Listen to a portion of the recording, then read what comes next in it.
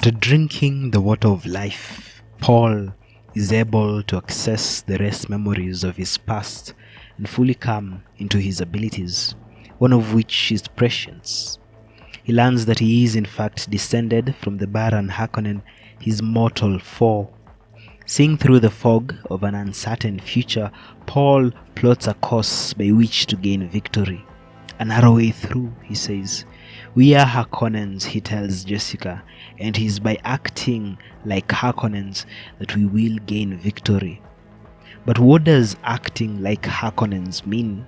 What ethos do they embody that sets them apart? Harkonnens are greedy. They grasp and do not relinquish that which they claim. They are cruel, they are vicious and petty. They rule by fear. To the elites of this house, the lives of their servants and soldiers are cheap things. The Harkonnens have no control over themselves. Whatever passion sways them is welcome, be it lust or anger or pride or envy. From the Harkonnen perspective, Arrakis is valuable only in that it is a honeypot of riches. It has spice, that is all that matters. They pay no mind to the native population of this desert world, or to the worms that rule it.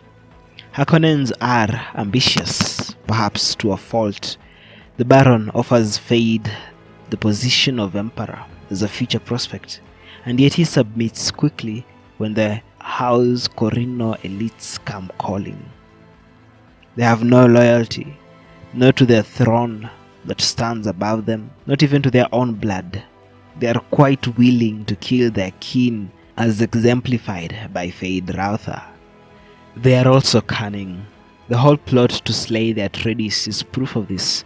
The Baron weaves many plots and navigates them with ease. Fade Rautha, skilled though he is with the blade, is smart enough to have his opponents dragged before facing them in the Colosseum. A death or grievous injury in such a setting will be less than useless, proving nothing, a risk not worth taking. The Atreides' motto is the direct opposite of how the Harkonnens do things. Consider that last example of Fade Rautha. Paul's grandfather was a bullfighter. Every time he stepped into that ring, he was risking not just his own life, but the stability of his house. And eventually, he did meet the expected end. He is God to death. Paul similarly chooses to fight Fade himself instead of choosing a champion who will represent him. A meaningless risk from the perspective of the objective mind. Yet the Atreides have something about them. They inspire loyalty from those who follow them. Loyalty willingly given. It is not a cheap thing.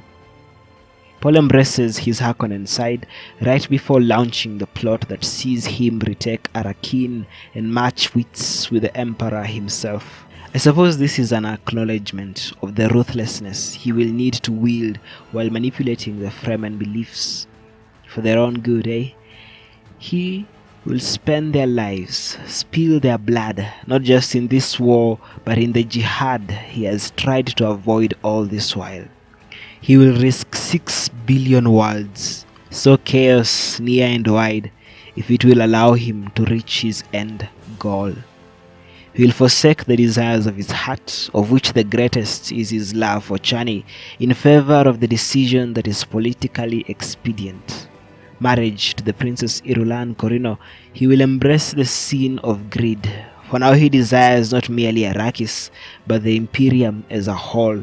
He desires not merely to become a duke, but to ascend as emperor. Paul Atreides is an amalgamation of different identities.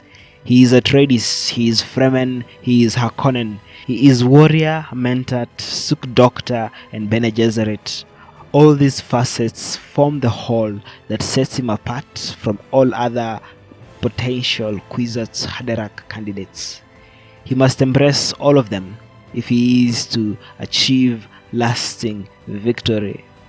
And yet one hopes that this Harkonnen phase dies, that he does not overstay its welcome. For as we have observed, that foul house does not make leaders worth the following.